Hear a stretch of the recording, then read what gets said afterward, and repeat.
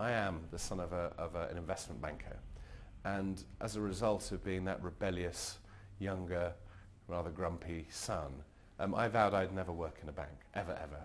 I just felt that it was what my father did and I could do something very different. But I'd grown up in sport. My mother was a successful tennis player and very connected into that world. So from a really very young age, probably 12 or 13, I knew I wanted to work somehow in the business of sport.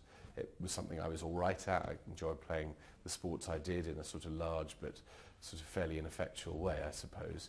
And I felt that this would be a wonderful way to make money. But also growing up in the 70s with the sort of era of the Bjorn Borgs and the clamours of this world, some of the heroes were really emerging as businesses as well as individuals who did, were wonderful on the court or whatever they played. So I knew that when I went to university, the business direction I wanted to go in. And I think that was quite important. I think a lot of graduates come out with not the faintest idea of what they want to do, but because they took 5 wickets for their school when they were 17, maybe sport might be a fun thing to do. And I'm not sure that is that helpful if you're particularly good or bad at sport. What is quite helpful is understanding the ethos of team spirit and how people in sport work, which tends to be quite collegiate, etc. But I knew that I just did a history degree because I just wanted a broad-based general degree. I was quite good at writing, and that sort of fitted my own sort of skill set, if you like. But right the way through university, I did a lot of journalism.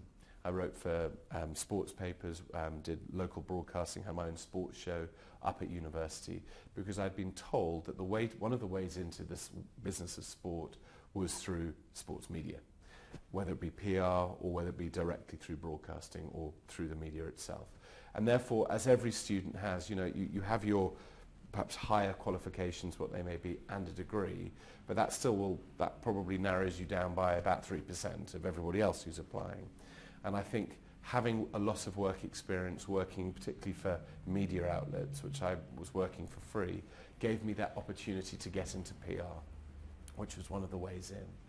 But even then, as I was working, just any old PR company, it wasn't specifically sport, I always had one idea of which were the companies that might be involved in sport and who I might get close to and making contacts. And then went through a career of working in agencies from sort of 92 until I joined HSBC in a variety of agencies, but learning a trade and learning particularly trying to advise companies what sponsorship was, why sponsorship counted, and what it could do for them. And I think if I look back to that sort of 15-year-old wide-eyed, I want to be in the sport business, if you'd said you could work for a blue chip working sponsorship, I'd be I'm pleased how it's panned out. But it was the years as a consultant that taught me my trade.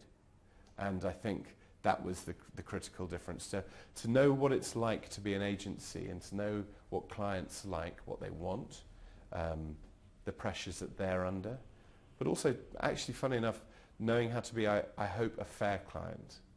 I worked with a fair number of clients who I thought were deeply unpleasant as people, because they just didn't understand the pressures of agencies and actually both sides of the coin. And I think where I feel very fortunate of doing the job I do for HSBC is I have an understanding what it's like to be an agency. It doesn't mean you're not tough. It doesn't mean that you can be, you can put people through their paces, but you should always try and be fair.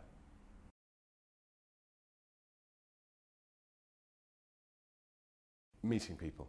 It's as simple as that. I think CVs are 10 a penny. There are brilliant qualifications. Lots of people have all of the if you like, the hardware behind them to perhaps have a career in anything. But I know what worked for me, and where I've been, people would say lucky, fortunate, whatever you call it, is having a network and using the network and knowing people and having a good relationship with people. It's the most important thing in business.